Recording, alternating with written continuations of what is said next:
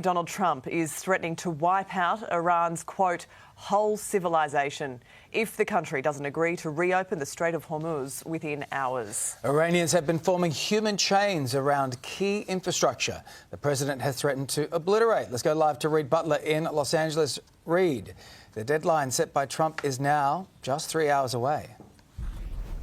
And guys, right now, this is the state of play. You have the leader of the free world, Donald Trump, threatening to destroy Iran's civilization forever on social media. Then you have Iran ordering its citizens, or at least urging them, to form those human chains around those potential targets.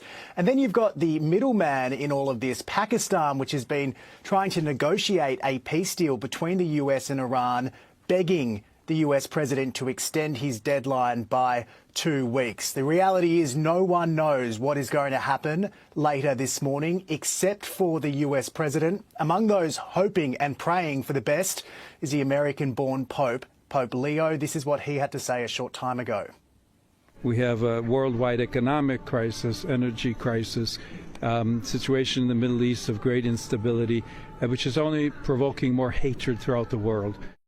Now, Israel is already stepping up attacks on road and rail bridges. Meanwhile, we have Iran threatening to retaliate on US-linked infrastructure in the region. It says the retaliation will lead to energy supply issues for years. What a mess, guys. The clock is ticking. Less than 3 hours now until Trump's deadline. Welcome back. A stunning escalation from US President Donald Trump this morning, who has declared a whole civilization will die within hours unless Iran reopens the Strait of Hormuz. And this morning, Iranian citizens are forming human chains. You can see it right there on your screens now around the country's key infrastructure sites. Those are the sites that have been threatened by the president. Joining us live from Los Angeles is former Marines intelligence officer Hal Kempfer. Hal, it's great to have your insight this morning. The president has been threatening destruction, but Iran won't come to the table, or we don't think they're coming to the table. Civilians are now, you can see they're holding their ground. How much will the president escalate this conflict today? David, that's what we're all trying to figure out. If you look at what we're capable of, what the U.S. has in terms of various air assets, even B-52 bombers, B-1B bombers, they can carry a tremendous load of ordnance. The possibilities for some very, very significant damage are there. Obviously, the capability to take out the power plants, to take out bridges, to take out other critical infrastructure is there. And we have seen Iran in its retaliation strikes go after critical infrastructure in the Gulf states and of course, go after Israel and Jordan as well. So it is there. Obviously, if you have people around a power plant, that should deter a strike. But then there's a variety of different ways to do this. There's ways to actually short out a power plant without kinetically destroying it. So I'm not quite sure what weapons we'll be using. Well, this is the big million-dollar question at the moment, and there are plenty online suggesting that, President Trump saying he has tools he could use against Iran that haven't yet been used. There are plenty suggesting that means nuclear strikes. J.D. Vance has denied that is what the president is saying. What do you make of that statement, though, and how do you read between those lines? Well, Sylvia, it's an inference that some jumped to when he said civilization, destroying sort of thing. And I don't see anything, no nuclear. There's not going to be a nuclear strike here. And I think that there would be, within our layered system, there would be a lot of safeguards that prevent anything like that from happening. But if you're turning off the lights, so to speak, if you're shutting down all the power in Iran, if you're taking out all the bridges, and you got to remember, it is a lot of uneven terrain, a very mountainous countryside. You start taking out bridges, you start taking out the lines of communication that link the country. That would essentially derail, at the very least, civilization or derail society and the economy in major ways. And you just saw we hit Kark Island. 90% of the oil comes out of that. It might be that we're prepping that for taking Kark Island, which, that would take out their major export, which is oil. Look, it's very clear that no matter what the president says publicly, he is in a quagmire here in Iran, and he doesn't know how to get out of it at this point in time, or so we think. This all hinges now on this reopening of the Strait of Hormuz. The entire world is in shortage of oil now because of this. Is there a chance that the president will do what he's done before and extend the deadline? Well, they have that expression, taco. Trump always chickens out, and that's been said by some of the pundits out there. I'm just saying, pointing it out that they use that phrase. but he has extended these things before. He's extended this deadline before. So there is a possibility if something is going on, if, for example, the Pakistani interlocutors are talking about the Iranians in the U.S., come up with a proposal. There's a proposal for a 2-week ceasefire that's out there right now. The president says he will respond to it. There is a possibility that all this could be avoided, at least for a couple of weeks, but we'll see. I would say right now it's about 50-50. And if you listen to what the Iranian regime has been saying, it might be less than 50-50 because they definitely have been taking a defiant stance. Well, there is only one person who knows what Donald Trump will do, and that is Donald Trump. Hal, great to get your insights this morning. Thanks for joining us. We appreciate it. Well, the future of the Iran war hangs in the balance this morning, with Donald Trump threatening to wipe out an entire civilization unless the Strait of Hormuz is reopened. Joining me now with the latest is former Reagan administration official Kim Hoggard in Sydney. Kim, great to have you on the show this morning. What is your reaction, firstly, to Trump's language this morning? Well, good morning, Sylvia.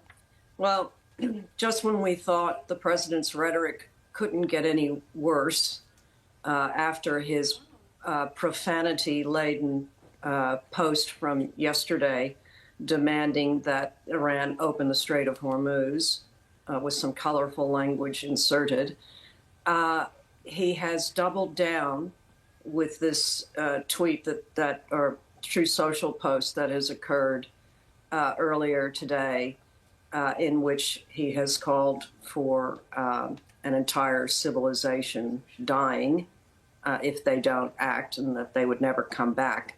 Now, the president has often used recently such dramatic language that is a not so thinly veiled nuclear threat. And it's highly concerning that he would escalate his rhetoric to such an extent at this very critical moment, which appears to be an inflection point in this war. It's extremely concerning that a president would use this kind of language and think that he can come to a diplomatic or peaceful end to this conflict.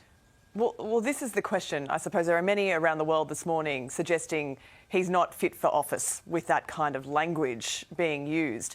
What do you make of that? Is he fit for office? I think the way he's conducting himself throughout this conflict is very unpresidential. It doesn't lend itself to a diplomatic resolution.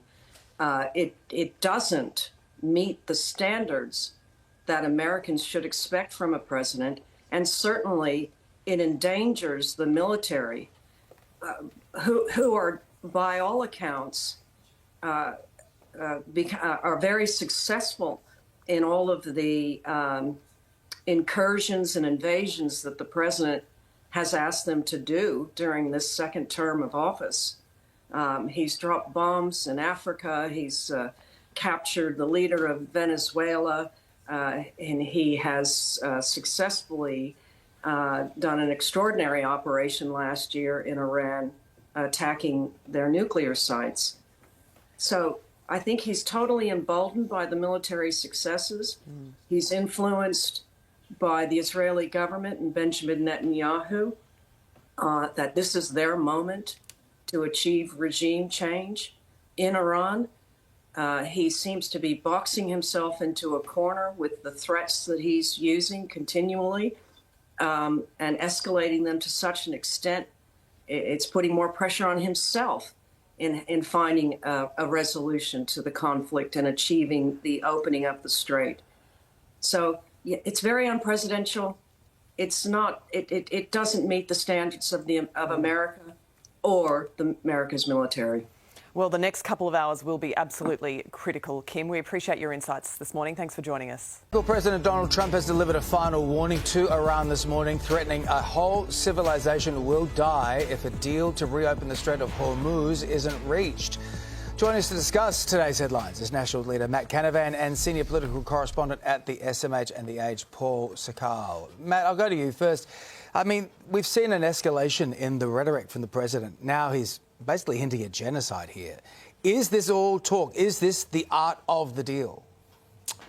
Look, I don't know what it is, but it's not something I can support.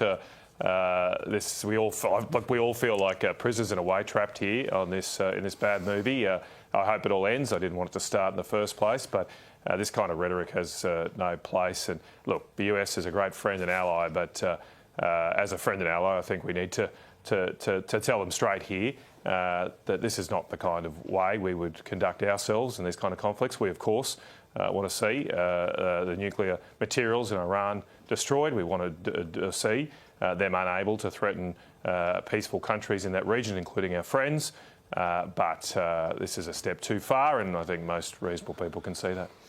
Paul, we're talking just over 3 hours' time, and the president has extended deadlines in the past. People will call him Taco President because of that. Do you think that is a possibility again now that something's going on behind the scenes, Iran comes to the table and he extends the deadline and changes his wording on this matter? Well, I think as the Senator has pointed out, or similarly to what the Senator has pointed out, it's difficult to keep putting a veneer of sensibility around some of these Truth Social posts. It's very difficult to ascertain what actually is occurring. On a number of occasions now, Trump has put out a statement about negotiations with Iran that the Iranian regime has come back and said we have no idea what that's referring to. We do need to take the threat seriously, though, because we know that the US does have the capability to seriously escalate. Australia obviously has a long-term interest in the Iranian regime being brought down. They are a malign influence on the world, but each day this goes on through contradictory messaging, unclear endgames and confused strategies, the pain for Australian consumers continues to grow. I think it's quite striking that we now have a National Party leader and a senior frontbencher in the Liberal Party, Andrew Hastie, openly talking about the miscalculations of this war. That's a sign of how severely American prestige has been dented over this war, which is a sad thing for Australia, given we have such a close cultural and security alliance with that country. Yes, indeed. Let's move on to closer to home. And Matt, your party is calling for reinvestment into critical industries and to not shy away from tariffs to protect industry from this war. This is part of your economic revolution for Australia. Look, apart from everything else going on in the world, I'm hoping to speak at the press club today if civilization's still around. But we do. I think the lesson out of all of this is we've got to take care of ourselves a bit more. It is clear that we may not be able to rely on the same alliances, the friends, the trading relationships we have for many generations. So it's been changing for a long time, but it's perhaps reaching a crunch point right now, seen most closely when you go to a petrol station and worry if they're going to have fuel or not. Now, my basic view here is that we, as the only country with a continent to itself, should be able to rely on ourselves, that perhaps the ending of this trade certainty we've had, this Pax Americana perhaps ending, has been great for our country, been fantastic. But we shouldn't be depressed about having to just rely on ourselves again because we have so many resources. The problem is, under this government, we lock those resources up. We lock the energy resources up. We don't extract and exploit our industry, and the government's tied to a global agenda, like on issues like net zero, which is dead. It's dead. In fact, the Prime Minister last week addressed the press club before me, a few days before, and he didn't mention the word net zero, not once. And that's his whole agenda. It's been his whole central mission as a government, and he's dropped it like a stone. So what is there left then? What's left is we need to get back to looking after ourselves again. Paul, do you want to do a live op-ed now to what Matt's talking about? Look, I suspect I'm very intrigued by Matt's speech, and I'll probably be at the press club at lunchtime today while the rest of the world's eyes will probably be fixated somewhere else. But this is an important outlining of an agenda from the Senator, and a really stark reminder that the National Party has shifted in a different direction under this new leadership. The old Liberal orthodoxy around free markets and laissez-faire economics has been questioned really severely here.